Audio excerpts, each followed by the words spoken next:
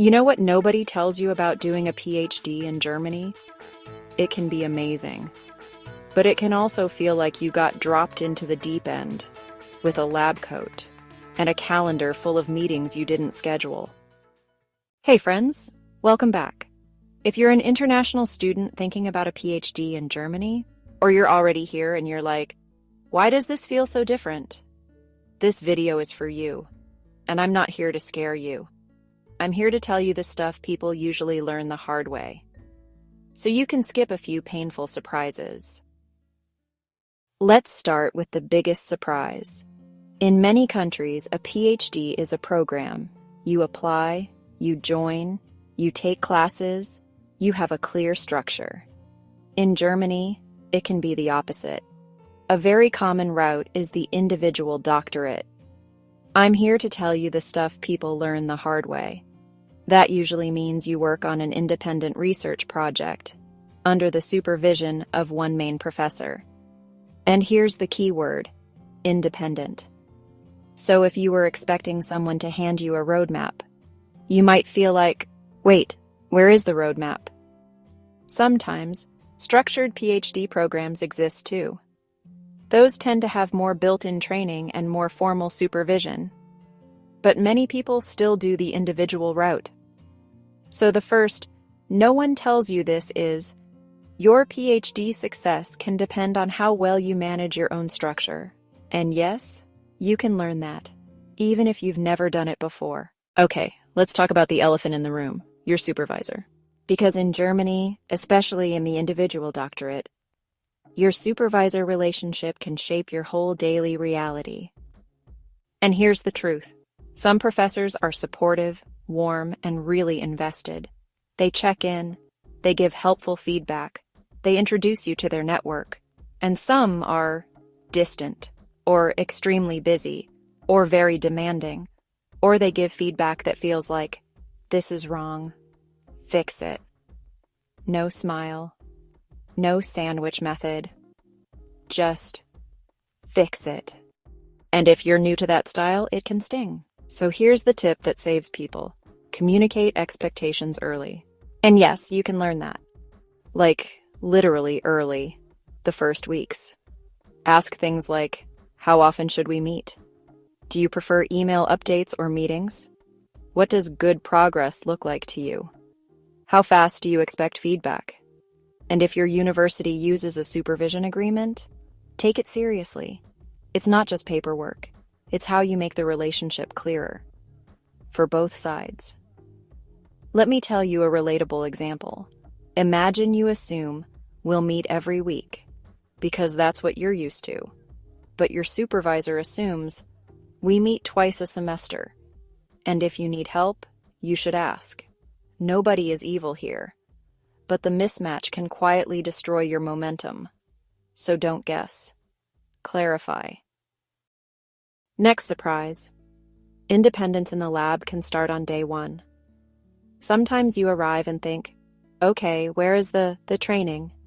And the lab is like, the protocols are there. The equipment is there. Good luck. Now, this depends a lot on your field and on your group. But the culture behind it is consistent. A doctorate is treated as training for independent research. So here's what you do. You don't pretend you understand. You ask for training. Early. Clearly. Without apology. Say, I want to do this safely and correctly. Can someone show me the standard workflow? Is there a safety briefing for this instrument?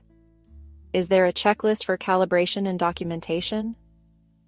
Most labs do have protocols. Most people are willing to help, but they might assume you'll speak up. And speaking up is a skill you grow here. Now let's talk culture. Because many international students experience the same moment. Your supervisor reads your draft. They say, this doesn't work. Or, this is unclear.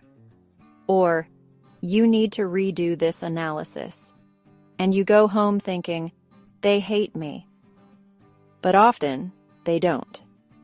In German academic and work culture, communication can be more direct, more explicit, less softened. Directness is often used to save time and focus on the task, not to attack you as a person. So here's the mental reframe. When you hear blunt feedback, translate it into, "Great, now I know what to fix." And if you're unsure, ask one simple follow-up question. Can you tell me what a good version would look like? That turns criticism into a roadmap. Also, watch how your peers communicate. You'll learn the local rhythm fast. Here's another thing people don't say out loud. Sometimes you will feel behind. Not because you're not smart, but because academic preparation differs by country. Or because the lab uses tools you've never used. Or because everyone around you already knows the unwritten rules. So, yes, some international students end up working more at the beginning, just to catch the rhythm. But listen, do not compare yourself unfairly. Don't do the thing where you look at someone who's been in that lab for 3 years and you judge yourself in month 2. Instead, measure progress in smaller wins. One tool learned, one method understood, one draft improved. And when you're overwhelmed, you do the most professional thing possible. You ask for help. And here's the part nobody prepares you for. Now, the sneaky part. Your research might be in English. Your papers might be in English. Your lab meeting might be in English. But daily life, admin, ordering, housing, letters, that can still be German. And this is where international students suffer quietly, because it's not one big German problem. It's 15 tiny ones every week. So here's the practical strategy. Learn survival German for research life. Not perfect German, useful German. Words like invoice, shipping, appointment, registration, insurance, maintenance, form, and use the support around you. Welcome centers exist for a reason. University language courses exist for a reason. Even basic German makes everyday life smoother, and honestly, it helps you feel less lonely too. Quick reality check. Germany runs on documents.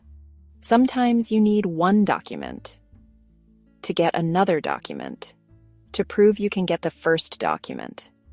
And it's not personal, it's the system. So build a paperwork routine, a folder, scans, a list of appointments, a calendar reminder for renewals. Because things like city registration can be connected to other steps, like banking and residence processes. If you're non-EU, your residence pathway may link to your contract type. Some people come with a work contract, some with a hosting agreement, some with scholarship funding, and different situations can connect to different residence routes. So don't freestyle it. Read the official guidance, ask the Welcome Center, ask your HR contact, and start early. Let's go human for a second. A PhD can mess with your head anywhere in the world, but doing it internationally adds extra layers. New culture, new language, far from home, less emotional safety net. And if you've ever thought, am I the only one struggling? You're not. Large PhD surveys have found many doctoral researchers seek help for anxiety or depression, and long hours culture is a common complaint, and bullying or harassment is reported by a significant minority in those surveys. So please, take this seriously. Build a support network early. Other PhD students, international groups, a mentor outside your lab, a friend who reminds you that you are more than your results. And if something unhealthy is happening, like power abuse, bullying, or serious conflict, don't isolate yourself. There are formal support structures in the German research system, including Ombud-style research integrity support. You deserve a PhD that challenges you, not one that breaks you. Now, I want to end with something hopeful. Because a PhD in Germany can be incredible. You can work with cutting-edge facilities, strong funding environments, international collaborations, and you can become truly independent as a researcher. But the winning strategy is not suffer more. The winning strategy is structure smarter. So remember this checklist. Get clarity with your supervisor early. Ask for training when you need it. Don't take direct feedback personally. Don't compare your Chapter 5 to someone else's Chapter 20. Learn practical German for daily life. And build a support system before you hit a crisis. If you found this helpful, please hit like. And subscribe for more real talk about studying and doing research in Germany as an international student. And I really want to hear from you. What's the one thing you wish someone told you before starting your PhD? Drop it in the comments. You might help someone else feel less alone. See you in the next one.